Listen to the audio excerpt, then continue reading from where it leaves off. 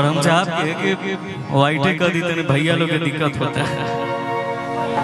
ओम जयंती मंगला काली,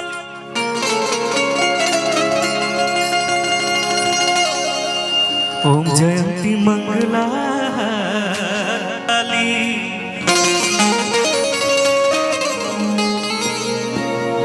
भद्र काली कपालिनी,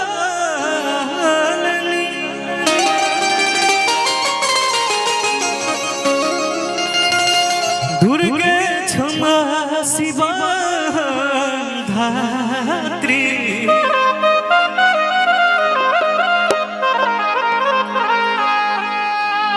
स्वाहा सौधा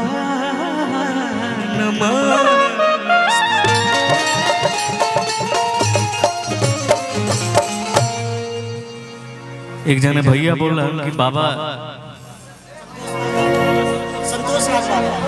संतोषनाथ बाबा जी के बगले में मंदिर बात है, एगो बोल बोल के गाना से ही शुरुआत होके के चाहे तो एगो बाबा धाम के गाना बा बाबा खातिर। तने एक बार हम चाहत कि तने चारों बगल से तने दोनों हाथ उठ जाओ, एमे शर्माए गने के एक बार तने चारों बगल से भैया हो पीछे तक भी अगर भगवान जेके जेके हाथ देले होइए हुए उठाई। हमार माई बहन सब बैठल बनी, आप सब भी तनी उठा ली जाए एक बार। प्रेम से बोलिए संतोषनाथ बाबा की। अरे तनी ऐसा लागे कि कुशीनगर जिला हो भैया, बड़ा सुना सुना लगा था। सगरी जने छते पर चढ़ गए बड़े वाह भाई। एक लाइन है बोलू भैया, बसे ब्रह्मा बसे विष्णु,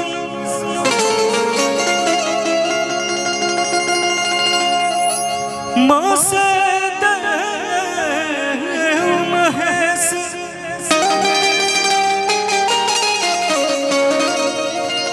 बोल बम के सुमिरन से होला,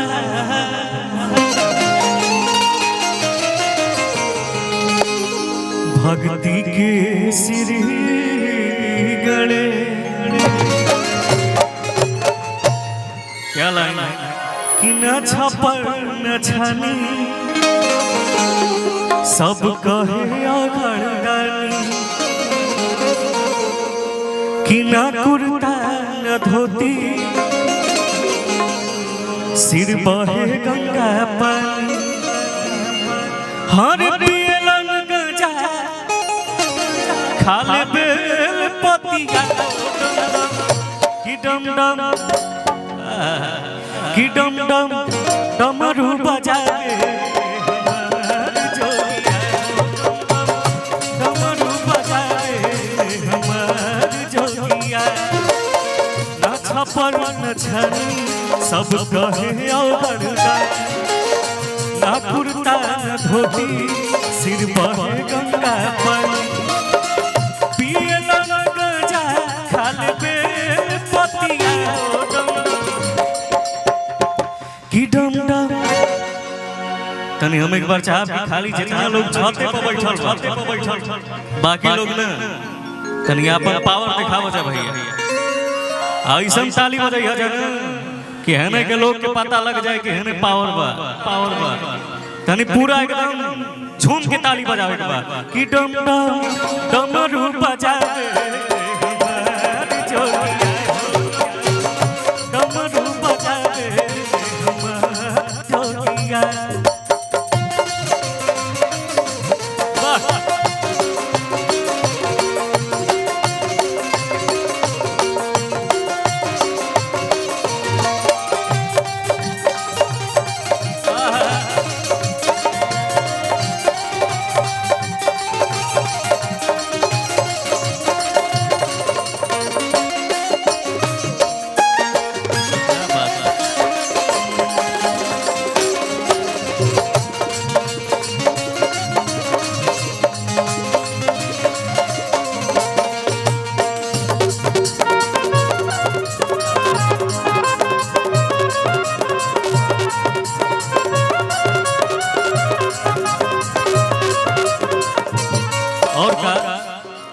बाबा अपने ही हाथे रोज भस्मासुर बनावे बनावे बनावे।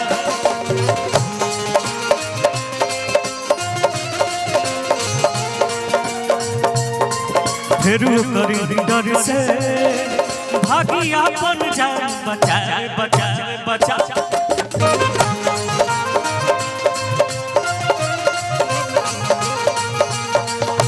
अपने ही जग में अपने ही जग में खुद मरा मोतिया डम डम की डम डम डमरू बजाए जोगिया डम डम डमरू बजाए।